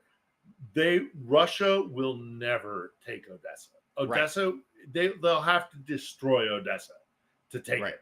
And even then they will fight tooth and nail. Can't and the backup is already arriving. The $60 billion worth of stuff is actually coming. And one of the reasons why they may have done it is so that they can actually also because I think they know that we are distracted internally, domestically. That was a brazen war crime. 100% brazen war crime. And I think it's because they know that we're not paying attention to Ukraine right now, either domestically, because of Columbia or all the other universities, or because of Gaza. We're not paying attention to Ukraine, which is all the more reason why you need to start tuning in to On the Edge, the podcast I'm about to launch, because our studio is ready. I have posted pictures of it on my Twitter feed today. It looks fantastic. Hmm. We are ready to go. We just need somebody to sit down in the interview subject seat, and we will try and keep Ukraine. Again, my plan is to On the put radar. a Yep. yep, keep it on the radar. Post every Friday or whatever day will if the analytics will tell us what day we can get the most capture, we'll do Sure. it because the entire intention is to keep Ukraine in the public discussion because it is very clear to me that one of Russia's primary weapons that they intend to employ is us and our goldfish kind of mentality. Sometimes, not Hmm. everybody, but and we're on to the next big thing, and they're betting on that. They're hoping that Hmm. that's the way it'll go. It's not going to work. Yeah. This war is in about 3 weeks. They're going to be suffering $61 billion worth of munitions. So Hmm. there's that. But our intention is to try and keep things. So, you know, One of the other look, aspects of it, again, some of it is about what you can put on the battlefield, some of it is about what you can take off. And again, behind the scenes, as much as everybody decries this kind of, these extra, elements where the Republicans and the Mike Johnson and the fighting between him and Marge and what actually got passed and all that. One of the other elements that got passed this week was this business right here, that the U.S. has passed a ban on Russian uranium imports, which is something that they've been, lagging on doing for a while, that Biden has been asking right. for 2 fucking years. Finally passed the House and the Senate, along with all this other stuff. It bans imports into the U.S. 90 days after the enactment, which will allow temporary waivers until January 2028, which they're not going to use until after. Basically, the idea is that, let's say Vladimir Putin falls and the law is still in place and they're trying to get back on their, then we could buy stuff from them in an attempt to help them fund themselves and help fund the rebuilding of Ukraine in a couple of years. That kind of idea. Moscow earns $1 billion a year from uranium sales to the United States. And the Biden administration, curiously enough, there's a little addendum on the bottom of this. The Biden administration has called for a, quote, long-term ban on Russian imports, specifically around things like uranium, necessary to free up some $2.7 billion to develop domestic uranium supplies. And that's another crucial part, is that while this is happening, walking back our reliance on potash from Russia, on uranium from Russia, certainly oil and gas from Russia, and our allies' reliance on those things, and building up our own supplies of those kind of things is crucial anyways, and has been something that, quite frankly, we have not done because of the cost, because it's so cheap to get some Yep. of this stuff from Russia. Because why? They don't Yep. give a fuck about the environment. The reason it's more expensive here is because we do all these things to mitigate the environmental disasters associated with all of these things: uranium, potash, and oil and gas. We have tons of rules about this. We reacted to the Exxon Valdez and other things like that by tightening the rules and raising regulations, things Donald Trump brags about Yep. getting rid of all the And fucking there's time. no regulation in None Russia. in Russia It's whatsoever. a They don't give cash a grab. rat Cash grab. fuck. They And the same don't thing is care. true of China. That, Yep. not just slave labor, but also the environmental impact of this stuff. They don't care. And so on the one hand, everybody's like, these things will be more expensive. And I would say, no. They will cost more, but they will be less expensive, because the expense we are paying in environmental damage and geopolitical reliance on the most vile fucking humans running governments on the earth today is way more expensive than the extra cash cost or dead and crude to move away from that shit and towards a more sustainable, environmentally friendly version of these things. Period. Again, this Yeah. is like the slave labor cost, the anti-slavery tax we're paying on a lot of shit coming out, that we're not getting from China anymore. The reason shit's more expensive is because shit is super cheap when slaves do it for you. You don't have to pay them. You don't have to make sure they live. Or if You don't have to. you don't care about poisoning your people because screw them, they Right. don't have a ballot. Exactly. Fuck them. So and again, we're paying now maybe a buck more for a t-shirt here and there because the cotton is not coming from the Uyghur Muslims that are being Well, enslaved in Xinjiang. we share the same environment. This Right. what is terrifying to a lot of these people is the realization that the globe is not That's that the big. expense. And, right. And what happens in Russia as they poison our environment. You know, do you the know Arctic waters? I mean, the Arctic waters that they're poisoning. I was just all about to say the that. time. Yeah, right. Do you know that in the Russian economy, which is not that great, they have decided to spend billions and billions of dollars building an atomic ice-breaking flotilla to open up the what is called the Northeast Passage, Yes. which is the connection along the Arctic shelf that runs along Russia's northern border. Now that's frozen in most of the year, but they are genuinely hoping for global warming to open up. Yeah, to thaw that out. Arctic cap, thaw it out so that they can have a major trade route. Oh my God. The number Suez, they'll become one of the most richest. They will become the richest country on the planet. Suez will be gone. It won't matter anymore. Shipping will go straight over the top of the earth. Everything will be shipped over the top of, and they're banking on it. Yes. They're hoping for it. Right. You know? You know all those like those they're a malign actor, man, for the entire globe because of their own selfish, immediate interest. Well, how many alien movies have we watched over the years where the storyline is predicated on the aliens are coming here and they're trying to heat up the environment because they can survive and we won't, right? That the what idea was the is one that with Charlie Sheen? Bloody good. Tiger It Blood, was really good. Part 2. No. It's the one where he goes down to Central America, and they have their calves that bloody hell, the fetlocks, right? The backwards bending legs and all that shit. Yes. Yes. But point being is that all these aliens are trying to change the environment so that they survive and we don't, or whatever.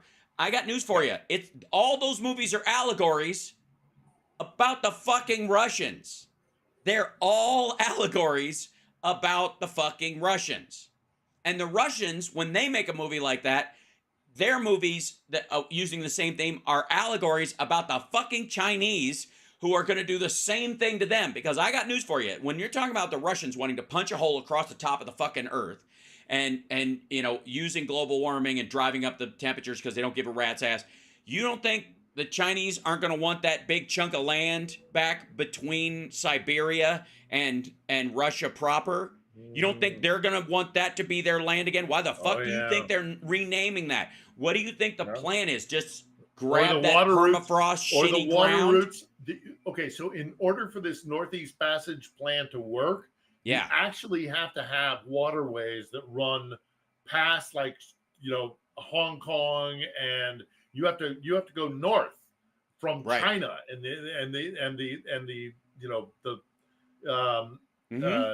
manufacturing in China, all the assets that are taken out of Asia. Do I have to show everybody the fucking Belt and Road Initiative train tracks again that go right through fucking Moscow? You don't need that anymore. You don't need that. If the Arctic opens up the way the Russians want it to open up, then all traffic, every single thing will go that way, because it cuts travel time by about it's about a third that gets knocked off. And when you're talking about global trade, a third of the entire time of transit that you're cutting out of any kind of shipping in a global economy is enormous. And if you don't think they're going to weaponize the Arctic, trillions. the landmass of the Arctic in the process? Yeah. Jesus. Yeah. Secondly, I want to, in relation to that, if I may. I love the Northeast story. We should discuss it sometime in full, because it's a fascinating story that I've had my eye on for a very, very long time. But absolutely, I don't know how we got onto it, but it is because like I said, they're that's how they're going to finance their future. The Ruskamir will be financed by global warming. Yes. And the Chinese know this, and they're waiting to take that land back from from Russia. Again, and by the way, this is the current count: 469,840, 1,120 dead last night. Which, again, is a nice segue to another topic I want to talk to you about, which is the threat to Kharkiv. Yes. There's been recent talk about a potential. So, what's happening along the front lines here in Ukraine is that the Russians are making advances, but they're making advances into towns of built for 30, 70,000 people. This is what we're talking about. But they want to take a town called Chasiv Yar before either May 7th or May 9th. 7th is the inauguration. May 9th is Victory Day. Yeah. Big dates on Moscow's calendar. So they would like to take this town called Chasiv Yar, which is kind of a hub for roadways. But as I've expressed many times before on your show, Hal, when you talk about Donbass, there is no real one strategic point that is essential because it's all interconnected and there's a network of roadways out there. So no one single city has ultimate strategic importance. They're hoping to take Chasiv Yar, but there's talk of ultimately what they would like to do is take Kharkiv. Now, they can't take Odessa. That's not going to happen. We've already talked about that. But Kharkiv is this industrial steel production plant, village, city. It's the second largest city in Ukraine. It's built for 1.7 million people. It is an industrial town, both in terms of steel production, but also in terms of what you do with steel, which is, tanks and tractors and industrial stuff. There's talk that the Russians would like to achieve it. Now, I was in just today, not 5 hours ago, I was talking to a colleague of mine who is in Kharkiv right now doing some journalism. And I said to her, what's the atmosphere there? And they were like, everybody expects that it's going to come down, that the Russians are going to really whack us hard. But they're like, it won't change anything. It's not going to, they can do whatever they want. The citizens of that city, which I liken to a Detroit or a Pittsburgh, they're stubborn, they're reliant, self-reliant. They are built of rebar and steel and have backbones. I mean, this is, if the kind of Lviv is this effete thinking class, this cafe class, and Odessa is this kind of, rebel, kind of port city with all the crime and kind of we live in God's country, this kind of, this belief. The Louisiana of Ukraine. Yeah, kind of Louisiana or San Francisco, kind of we live in God's country. It's so wonderful down here. It's fantastic. We love it. God forbid anybody who tries to take it from us. All these cities have their unique identity, and Kharkiv's identity to me is this really fucking resilient steel town. There's no way the Russians are taking Kharkiv. They're not going to take a town called Kramatorsk, which is arguably, also strategically important because it lies on the roadways between Donbass and Kharkiv. And that's a town of 130, 200 maybe. It's off the top of my head. Don't quote me. They're not going to take Kramatorsk, much less Kharkiv. This narrative that the Ukrainians are bound to lose, that is being really pushed in the West right now, is bullshit. It's 100% bullshit.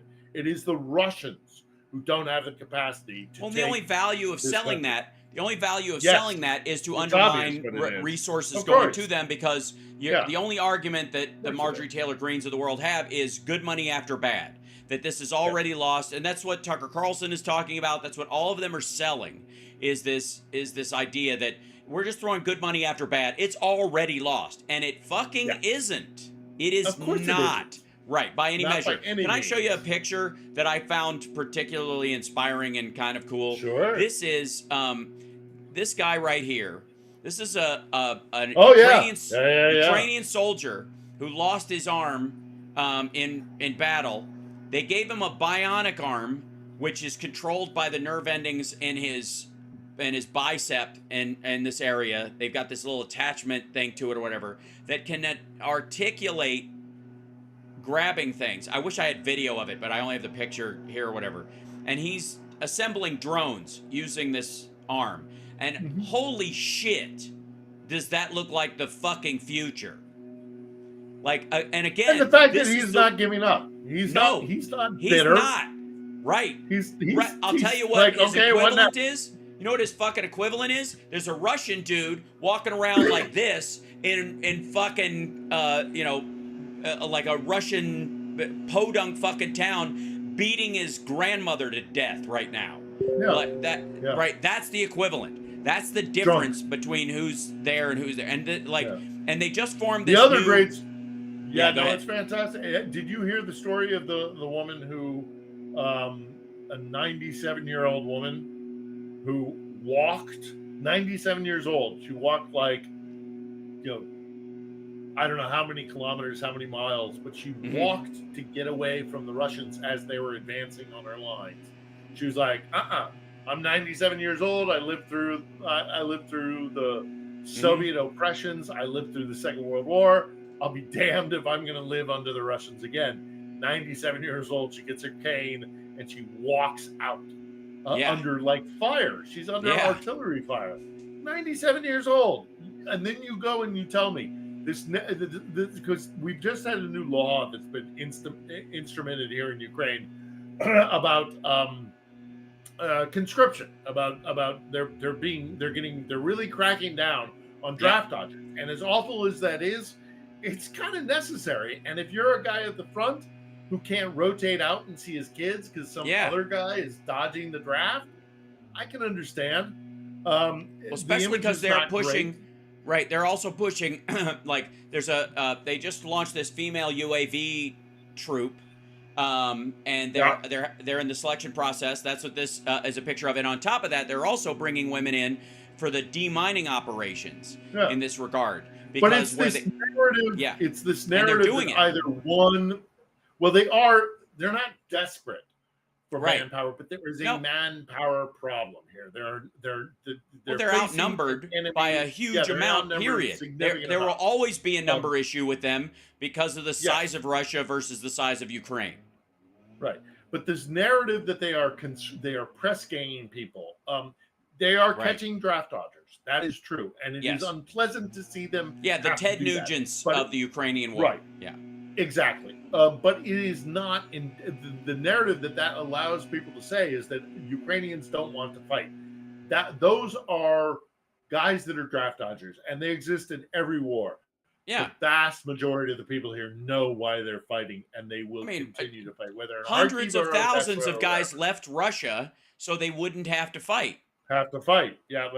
And the other thing that's worth noting about this with this fighting, the numbers issue that exists between Ukraine and Russia, that's why NATO kit is so good here and why it is so desired by Ukrainians. They don't want to roll around in Soviet or Russian made infantry fighting vehicles because they're not made to keep the soldiers alive, whereas we build things because we don't want body bags going home because we are living in a democracy where people, if they decide to vote you out because you started a war, they can do that.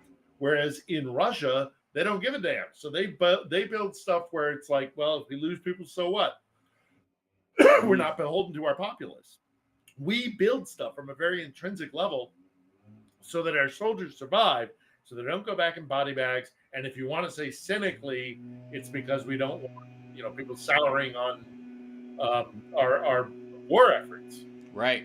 But it's also because we don't want our soldiers dying. I contend because we value our soldiers, whereas they're meat to the Russians. Yeah. So the Ukrainians love these things, man.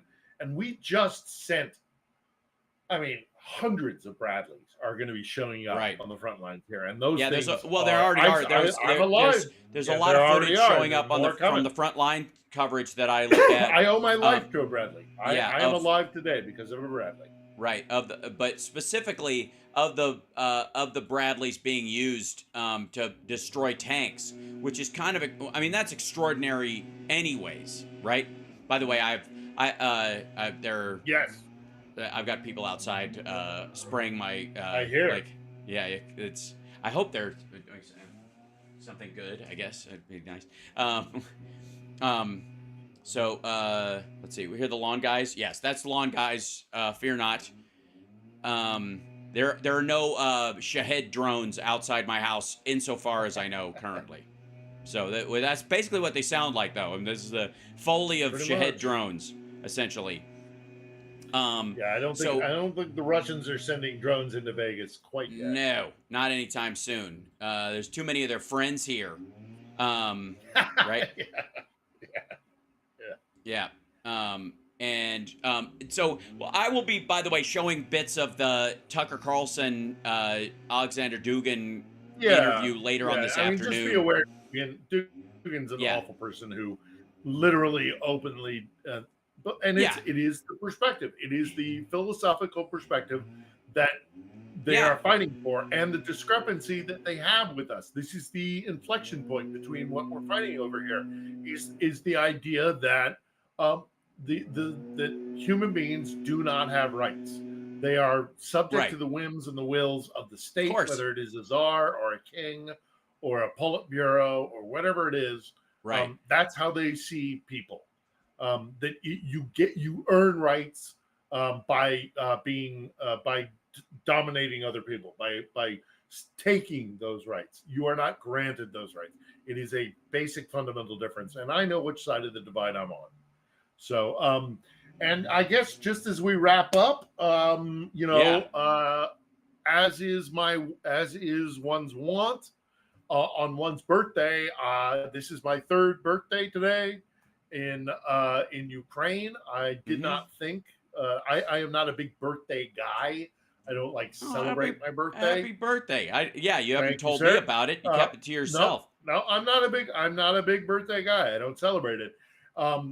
Especially it's like it's the old bit about like you get up until 10, every birthday is really important, and then kind of like then you get your decade. I'm sorry. No, there's an exception to that rule, I don't which know. is if yes, there is. I'll tell you exactly what it is. If Sure. you're in a war zone, your birthdays count again because Fair they enough. are. But it is the fact that you're charting them off means it. And by the Right. way, everybody is I singing don't- happy birthday to you in the chat room right Thank now. you I'm just very saying much. for the record. Thank you very much. I don't normally, mark my birthday, especially as I get on in years. But it is a marking point for me to reflect on now this being my third year in Ukraine, and staying here and deciding to stay here and to try and keep Ukraine in people's minds and to keep the story of Ukraine in people's minds.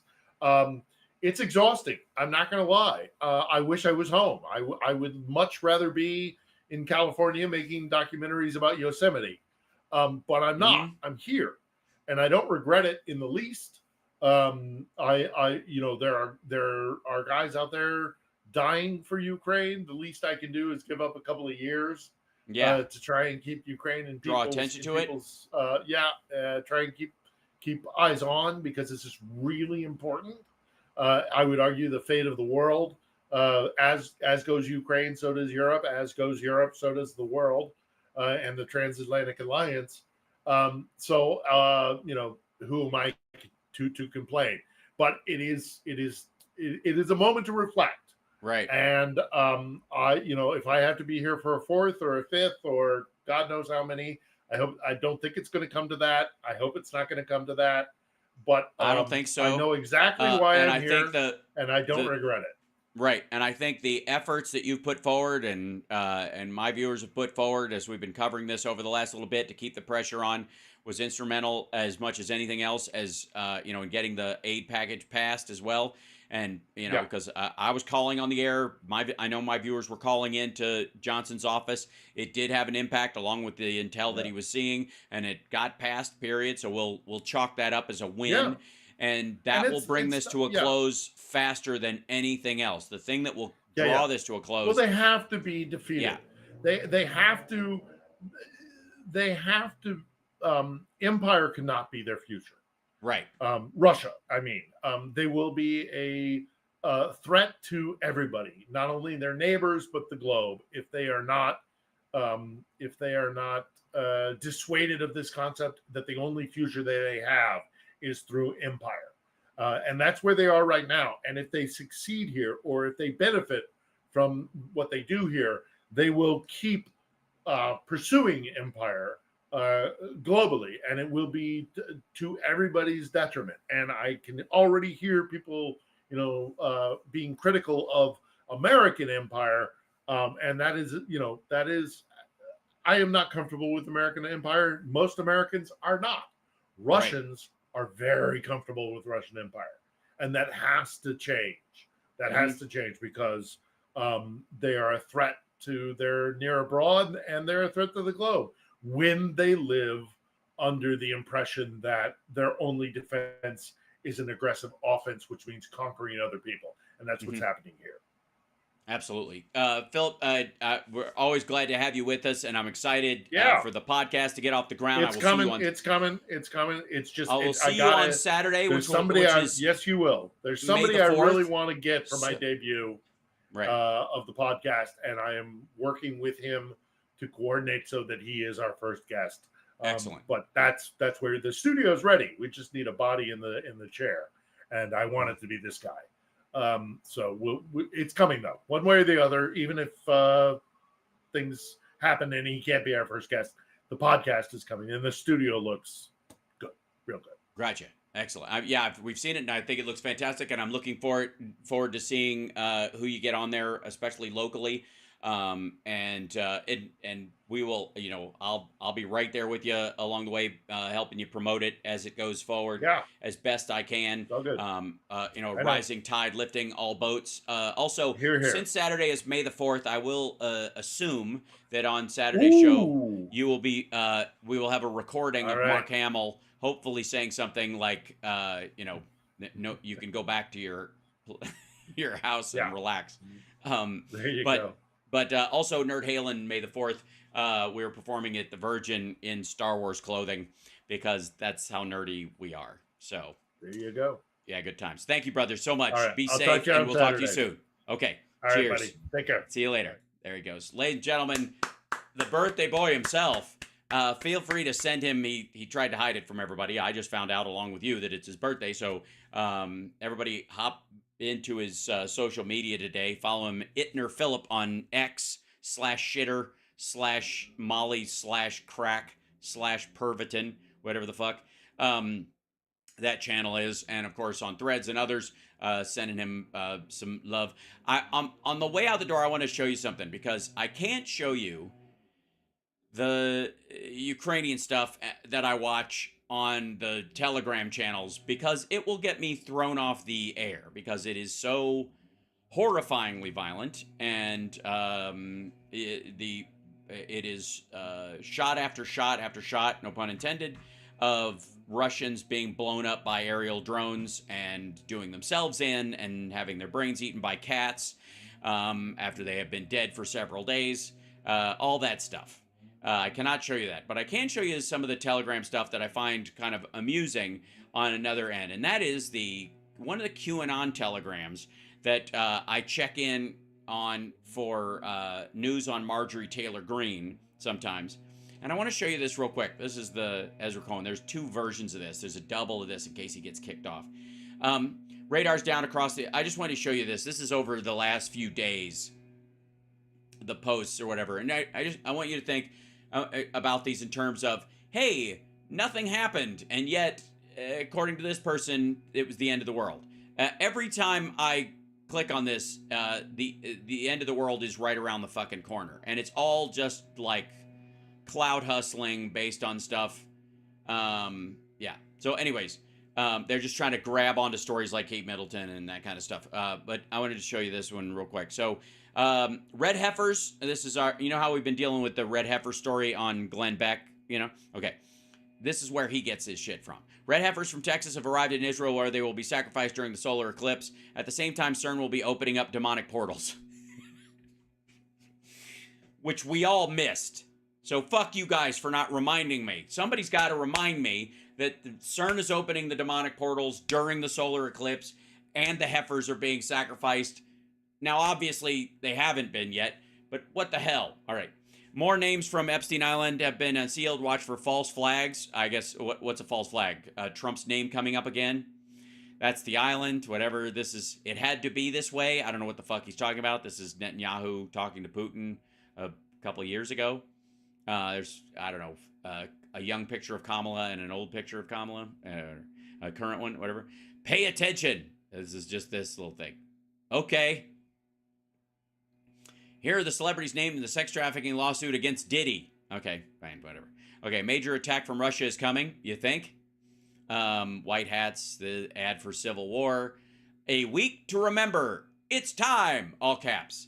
Apparently it wasn't time, though. Apparently we're halfway through the week to remember, and I've forgotten what's happened, whether this was last week or the week before already. CERN scientist is no more, even though he's alive. This is the import license into Israel for red heifers and the introduction of altars and knives to slaughter red cows at the Al-Aqsa Mosque on April 22nd, 2024, which they missed, apparently. Every single NATO country is ready for war. New alliances are also ready. Cool. This is the Iranians. Remember when the Iranians raided and took over that boat? The Houthis actually, I think this is the actual footage of the Iranians taking a boat. Iran raids and successfully seizes Israeli-linked container ship. Children being trafficked. Just in case you were wondering, in terms of QAnon, who the good guys are, Iran. The Jews are the ones trafficking in children. Iran, the good guys. Yeah. The Zionist state of Israel is on full lockdown, which it isn't. The cowards are scared, but nothing can stop what is coming, which I guess is, I don't know, shit coming from Iran. Remember the attack? That didn't actually happen. U.S. military, stand down! I don't think they heard you. I think you're going to have to use all caps and an exclamation point. Otherwise, Klaus Schwab is dead. I didn't know if you know that. Boss Brian, you're in SoCal for the next week, next 10 days if you're around. I will make myself around, young man. I'm for it. Yes, Klaus Schwab is dead. So I guess he will own nothing and he will be dead. Dubai was just the beginning. Apparently energy weapons are destroying something. Energy weapons. It's amazing the pictures that AI gives you. Super. Trump is meeting with every single world leader, and Obama is meeting with those world leaders' enemies.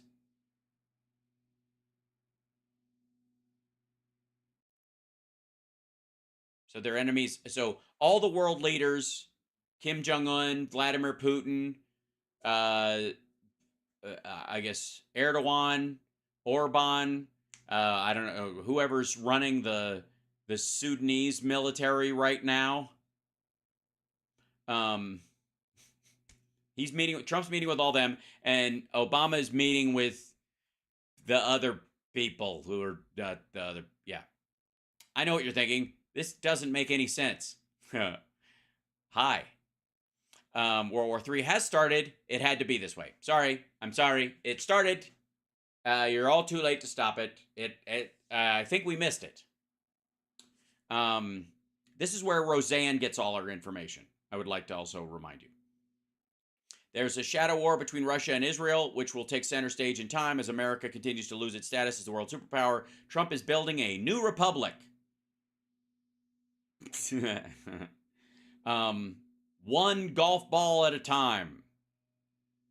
Red heifers have been sacrificed in Israel in secret, which is kind of not the point, I think. Okay. Former advisor to Obama, Hillary Clinton, who was arrested on child sex crime, is now being transported to Gitmo. They don't name him or her or whoever. And apparently Obama has and Hillary Clinton had someone who was investigated for this, and Biden is sending them to Gitmo. Make of that what you will. Yeah. Also, it's probably not the real person. It's probably their clone that's just as guilty, even though they were just hatched yesterday. Big announcement incoming. Cool. Very excited. Here's what's wrong with the surprise witness. This is John and David Pecker smiling at each other. I think because American Media International, or the company at the time, was working on George, the magazine he was putting together, was the idea. And also, I don't think anything's wrong with him, because don't these motherfuckers believe that Trump is really John, and there's nothing wrong with him, that they're friends? Again, you got to pick an enemy, dum-dum. All right. My fellow Americans, the storm is upon us. Apparently, they're asking QAnon for opening lines for a John Voight video. Apparently, the King of England is dead. Also, Jefferson and him are the same person. They're the same.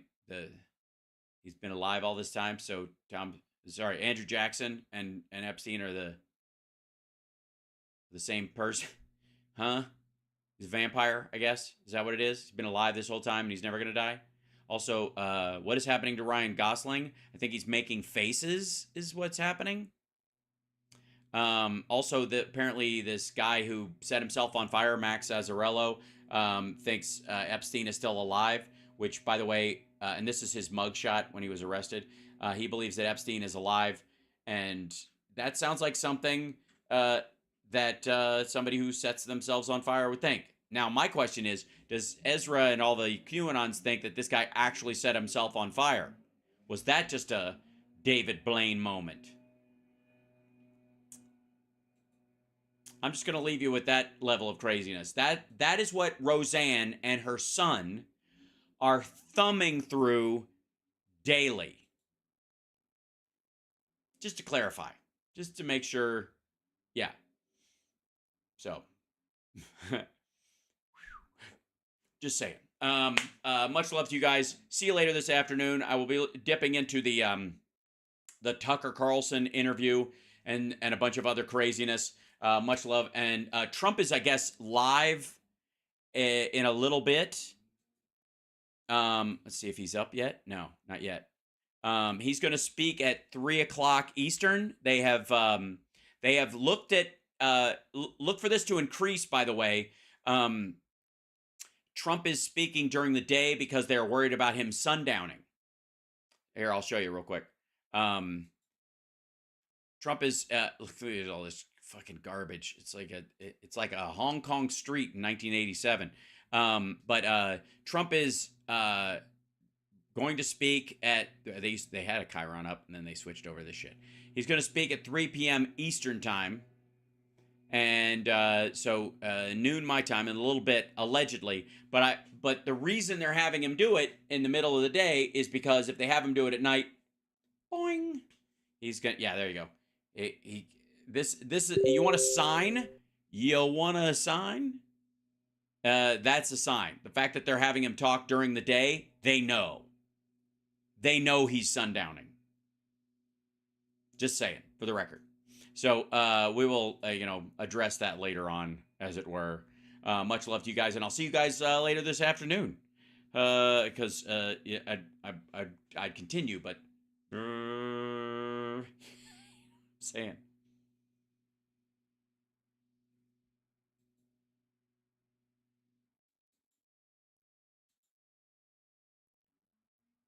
Hit that like if you would. That helps me out a lot.